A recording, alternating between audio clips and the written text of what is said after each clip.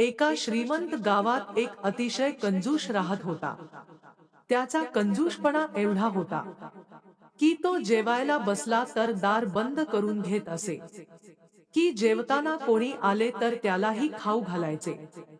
दुर्दैवाने एके दिवशी तो जेवायला बसला, तेव्हा तो दरवाजा बंद करायला विसरला.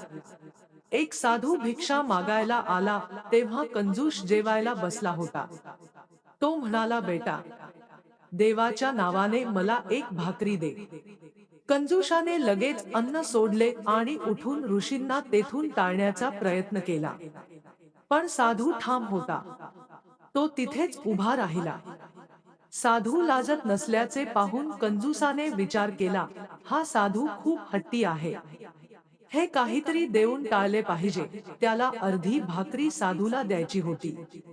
पण साधूने अर्धी रोटी घेण्यास नकार दिला आणि म्हणाला, मी एक पूर्ण रोटी घेईन. पण कंजूषाने त्याला संपूर्ण भाकरी दिली नाही आणि ऋषींनी अर्धी भाकर हिसकावून घेतली नाही. मग तो कंजूष अन्न खाऊन आपल्या कामाला निघून गेला. संध्याकाळी घरी परतल्यावर त्याला ऋषी आपल्या दारात बसलेले दिसले. मग त्या कंजूषाला ऋषींची आतुरता पाहून त्याला अख्खी भाकरी द्यावीशी वाटली. हे बाबा, एक अख्खी भाकरी घे. आता मला एक नाही तर 2 चपात्या हव्या आहेत, कारण आता खाण्याची दुसरी वेळ आली आहे. एक रोटी आपल्या दिशेने सरकत असल्याचे पाहून साधू महाराज लगेच म्हणाले, अय अय, तुला रोटी घ्यायची असेल तर घे. कंजूषाने उद्धटपणे ऋषींना फटकारले, पण साधूने त्याच्याकडून ती एक रोटीही घेतली नाही आणि साधूच्या विनंतीवरून कंजूषाने त्याला 2 रोट्या दिल्या नाही. कंजूष आपल्या घरात शिरला, दार बंद करून जेवून झोपला. सकाळी उठल्यावर त्याला ऋषी दारात बसलेले दिसले. त्याला पाहून कंजूष घाबरला. तो विचार करू लागला, जर संत माझ्या दारात उपाशी मेले तर मी अडकून पडेन. मग त्याला साधूला 2 रोट्या द्यायच्या होत्या, पण मग साधू म्हणाला, आता जेवायची तिसरी वेळ आली आहे. आता मला 3 रोट्या हव्या आहेत. पण यावेळीही कंजूषाने त्याला 3 भाकरी दिल्या नाही आणि ऋषींनी त्याच्याकडून 2 भाकरी घेतल्या नाही. असे 4 दिवस गेले. साधू 4 दिवस उपाशी राहिला, तर त्याच्या शरीरात बदल होणे स्वाभाविक होते. तो मरताना दिसत होता. खाल्ल्याने तो अशक्त झाला. भिक्षूची ही अवस्था पाहून कंजूस खूप घाबरू लागला. मग तो साधूसमोर हात जोडून म्हणाला, महाराज, हव्या तेवढ्या रोट्या घ्या, पण तू इथून निघून जा. साधू महाराज म्हणाले, बाळांनो, आता भाकरी पुरणार नाही. आता तू माझ्यासोबत विहीर खणलीस तरच मी येथून निघून जाईन. साधू महाराजांचे हे शब्द ऐकून कंजूषाचा श्वास सुटला. तो म्हणाला, काय म्हणतोस महाराज? मला विहीर खोदता येत नाही. ठीक आहे, मी पण इथून हलणार नाही. कंजूषाने ऋषींचे शब्द नक्कीच ऐकले होते, पण तो तिच्या बोलण्याकडे दुर्लक्ष करून आपल्या कामाला निघून गेला. पण नंतर त्याचे मन हळूहळू ऋषीकडे जाऊ लागले. त्याला काम करावेसे वाटत नव्हते आणि मग तो आपले काम अर्धवट सोडून निघून गेला. तेथे ऋषींना शोधून ते म्हणाले, महाराज, मला तुमची अट मान्य आहे. आता तू भाकरी खा. तेव्हा साधू म्हणाला, मुलांनो, आता एक विहीर पुरणार नाही. आता तुम्हाला 2 विहिरी खणायला लागतील, एक माझ्यासाठी आणि दुसरा तुमच्यासाठी. कंजूषाने पुन्हा ऋषींचे म्हणणे नाकारण्याचा प्रयत्न केला, पण नंतर त्याने विचार केला, जर त्याने ऋषींचे शब्द नाकारले तर प्रत्येक वेळी त्याने त्याचे शब्द नाकारले. साधू विहिरींची संख्या फक्त त्यापेक्षा कितीतरी पटीने वाढवेल. नाही, मी हो म्हणायला हवे. मग त्याने 2 विहिरी खोदल्याबद्दल साधूला हो म्हटले आणि काही दिवसांनी दोघेही तयार झाले.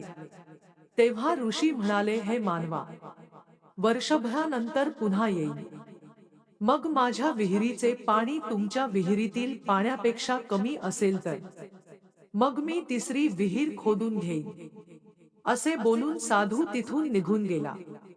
तो गेल्यावर कंजूषाने विचार केला, ऋषी एक हट्टी माणूस आहे. मला एक गोष्ट करावी लागेल. मी माझी विहीर उघडी ठेवतो आणि ऋषीची विहीर बंद करतो. लोक माझ्या विहिरीतून पाणी काढतील आणि ऋषींची विहीर सुरक्षित राहील. यामुळे माझ्या विहिरीतील पाणी नक्कीच कमी होईल आणि ऋषींच्या विहिरीतील पाणी जसे आहे तसे राहील. मग कंजूषानेही तेच केले. स्वतःची विहीर उघडी ठेवून त्यांनी साधू महाराजांची विहीर झाकली. 1 वर्षानंतर साधू त्याच्या वचनाप्रमाणे पुन्हा आला. ऋषींना पाहताच कंजूष अभिमानाने म्हणाला, महाराज, तू तुझ्या आणि माझ्या विहिरीचे पाणी मोज. तुमच्या विहिरीपेक्षा माझ्या विहिरीत पाणी कमी आहे. ऋषी कंजूषाला घेऊन विहिरीवर गेले आणि म्हणाले, तुम्ही मोजा. मग कंजूषाने दोन्ही विहिरींचे पाणी मोजले. ते मोजताक्षणी तो घाबरला. त्याला साधूची अवस्था आठवली आणि तो म्हणाला, महाराज, तुम्ही माझ्याकडून कोणतीही शपथ घेऊ शकता. तुमच्या विहिरीचे पाणी मी कोणाला घेऊ दिले नाही. तर मी माझी विहीर लोकांना पाणी भरण्यासाठी उघडी ठेवली होती. लोक माझ्या विहिरीतूनच पाणी गोळा करायचे. पण तरीही माझ्या विहिरीत आणखी पाणी कसे काय झाले?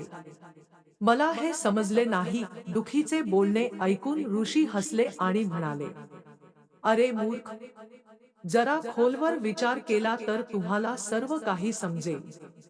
कंजूषाने त्याच्या मनावर खूप ताण दिला, पण त्याला काहीच समजले नाही. तेव्हा साधू महाराजांनी त्याला समजावले, अरे मूर्ख माणूस, माझ्या विहिरीचे पाणी तुम्ही कोणाला भरू दिले नाही आणि तुमची विहीर लोकांसाठी उघडी ठेवली. तुला माहित नाही, आंधळा, दान केल्याने पैसा कधीच कमी होत नाही. तिजोरीत ठेवल्याने ते कमी होते. म्हणून तुम्ही माझ्या विहिरीतून पाणी वाहू दिले नाही आणि तुमची विहीर भरपूर पाण्याने भरली. म्हणूनच तुझ्या विहिरीतील पाणी माझ्यापेक्षा जास्त आहे. ऋषींचे बोलणे ऐकून कंजूषाचे डोळे उघडले आणि त्या दिवसापासून तो दान करू लागला. दान केल्याने संपत्ती कधीच कमी होत नाही, हे आता त्याला माहित आहे.